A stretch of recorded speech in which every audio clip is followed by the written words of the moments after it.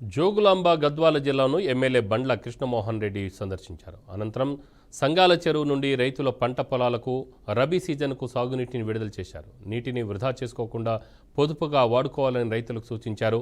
గద్వాల మండలంలోని శెట్టి ఆత్మకూరు, మదనపల్లిలోని నది అగ్రహారం గ్రామాలకు వెళ్తున్నాయి. చెరువులోని నీటిని సమృద్ధిగా ఉపయోగించి సాగు చేసుకోవాలని రైతులకు తెలిపారు. రిజర్వాయర్లో అంటే పాత సంఘాల చెరువు 0.22 టీఎంసీ రిజర్వాయర్ ఇది.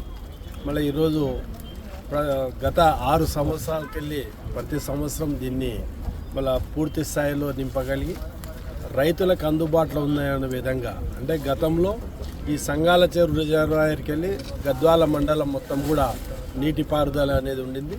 అలా గతంలో కేఎల్ఏ వచ్చినప్పుడు కొంత భాగం, అదేవిధంగా జూరాల ప్రాజెక్టులో కొంత భాగం, అదేవిధంగా నెట్టంపాడు ప్రాజెక్టులో రెగ్యులరైజ్ కావడం వల్ల భూమి అనేది కొంత తక్కువ ఉంది. అదేవిధంగా మొత్తం గద్వాల్ టౌన్ చుట్టుపక్కల గద్వాల్ టౌన్ కూడా ఇదే వాటర్ వచ్చేది. ఈరోజు రియల్ ఎస్టేట్ కారణంగా ఆ భూములు కూడా రైతులకి ఈరోజు భూములు లేవు.